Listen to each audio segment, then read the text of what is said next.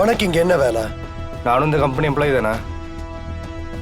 ஒரு எம்ப்ளாயி எமர்ஜென்சிக்கு லீவ் கேட்கும்போது லீவ் கொடுக்க முடியாதுன்னு சொல்றது சட்டப்படி தப்பு.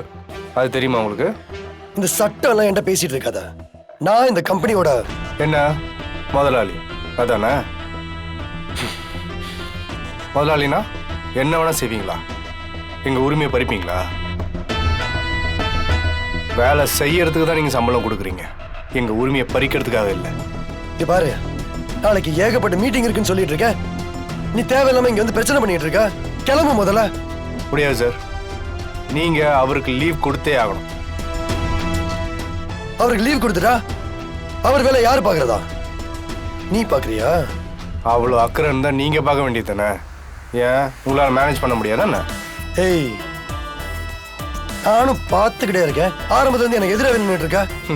நானும் ஆரம்பத்துல இருந்து பார்த்துட்டு தானே இருக்கேன். நீங்களும் தொழிலாளிக்கு எதிராக தானே நிக்கிறீங்க. சிபி, என்ன பிரச்சனை? மேடம், மேனேஜர் வீட்டில் பிரச்சனைன்னு சொல்லிட்டு லீவ் கேட்குறாரு. வேலையை முடிச்சுட்டு போங்கன்னு சொல்றாரு இவர். சிபி, நியாயமா நீ அவருக்கு லீவ் கொடுத்துருக்கணும். இல்ல ஜானு, நாளைக்கு டெலிவரி இருக்கு. அது நம்ம பிரச்சனை சிபி. அதுக்கு நம்ம தான் வேற ஆப்ஷன் பார்க்கணும். அதுக்குன்னு இப்படி சத்தம் போடுறது, லீவ் தர முடியாதுன்னு பிரச்சனை பண்றதெல்லாம் நல்லதில்ல. இப்பதான் நான் திரும்பவும் தாயாயிருக்கேன். நீ என் வாழ்க்கையில கிடைச்ச பெரிய பாக்கியம். இந்த உற்சாகத்திலேயே இன்னும் 20 வருஷம் என்னால எந்த சோர்வும் இல்லாம ஓட முடியும். சத்தியமா சொல்றேம்மா, நீங்க என் அம்மாங்கிறதுக்காக இல்ல, இங்க வாழ்ற பல பெண்களுக்கு நீங்க பெரிய உதாரணம்மா. வாழ்க்கையில எதுவுமே இல்ல, தோத்துட்டோம்னு நினைக்கிற பெண்களுக்கு நீங்க ஒரு பெரிய நம்பிக்கைமா. அப்பா இல்லாம 2 பிள்ளைங்களை வச்சுக்கிட்டு சொத்து பத்தி எதுவுமே இல்லாம ஒத்த பொம்பளையா எவ்வளவு தூரம் ஓடி வந்திருக்கீங்க. இதெல்லாம் ரொம்ப பெரிய விஷயமா. சரி, இன்னைக்கு ஈவினிங் ஃபேமிலியோட பீச்சுக்கு போலாமா? போலாமா. CP, CP. ஜானு, இன்னைக்கு ஈவினிங் பீச்சுக்கு போலாம். நீயும் பிரகாஷும் வந்துருங்க. நானும் வீட்டுக்கு போயிட்டு வர்ஷினி, மீனா, தமிழ், நான் அவங்க எல்லார் கூடயும் வந்துடுறேன். ஓகே ஜானு. மீனா, என்னங்க? கல்யாணம் ஆன புதுசுல நாம அடிக்கடி வர ஸ்பாட் இது, உனக்கு ஞாபகம் இருக்கா? என்ன? இல்லங்க, உங்களை இப்படி பாக்குறதுக்கு ரொம்ப சந்தோஷமா இருக்கு. சந்தோஷமா இருக்கா? இல்ல இவனுக்கு மறையிற கலந்துச்சுங்கிற மாதிரி இருக்கா உனக்கு? என்னங்க? இல்ல, இன்னும் சின்ன பிள்ளை மாதிரி ஓடி பிடிச்சு விளையாடுறானே, அதான் இப்படி பாக்குறியோன்னு நினைச்சேன். இல்லங்க, உங்களை இப்படி பாக்குறதாங்க எனக்கு சந்தோஷமா இருக்கு. இத்தனை வருஷம் கழிச்சு மொத்தமா மாறிட்டீங்களோன்னு யோசிச்சேன்.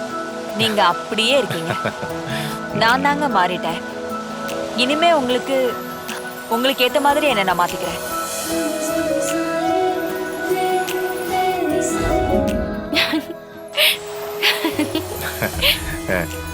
சிபி, ஏன் ஒதுங்கி நிக்கிற?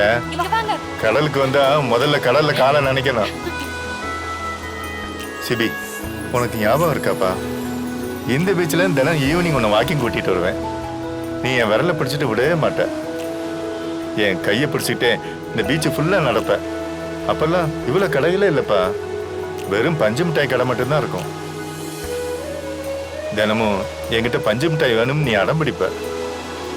வீட்டுக்கு போனா உங்க அம்மா எதுக்கு இவ்வளவு கலர் கலரா பஞ்சு மிட்டாய் வாங்கி கொடுத்தீங்கன்னு என்ன திட்டுவா. என்ன இப்பவும் சாப்பிடுறியா?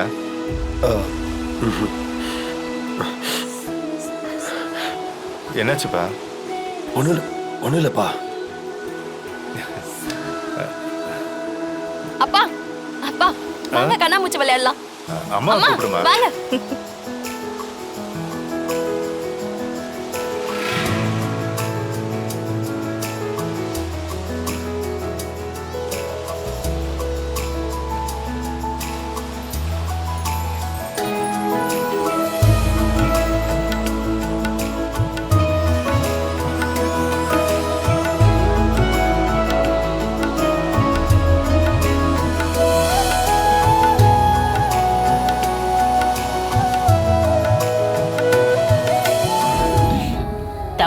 வீட்டுக்கு கிடைச்ச வரும்.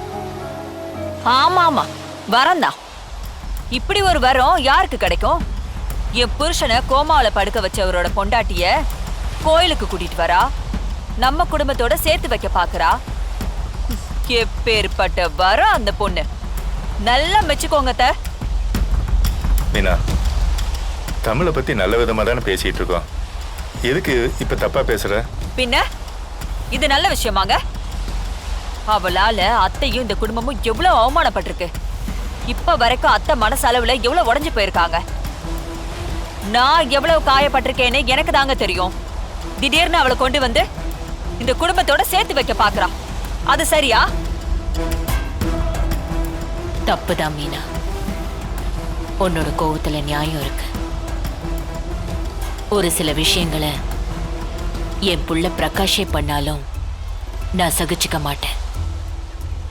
அதுல ஒண்ணுதான் அந்த மாதிரி துரோகிய திரும்ப கொண்டு வந்தது.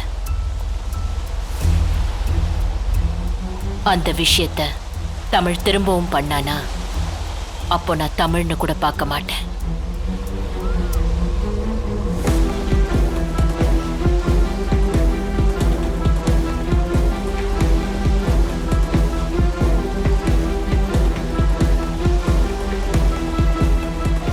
தமிழ், மாமா,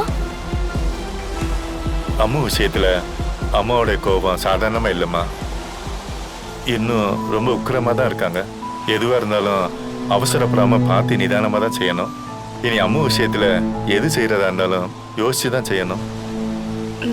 சரிங்க மாமா. தம்பி, சக்கரை ஜாஸ்தியா ஸ்ட்ராங்கா 2 டீ கொடுங்க. சரிங்க சார். உனக்கு ஸ்ட்ராங் தானே? ஆ,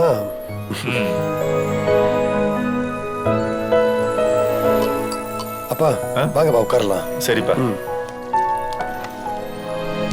உட்காருங்க.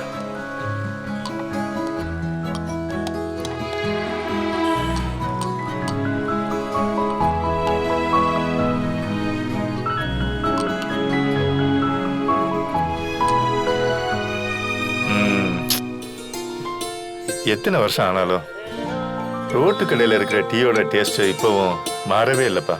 அப்படியே இருக்கு.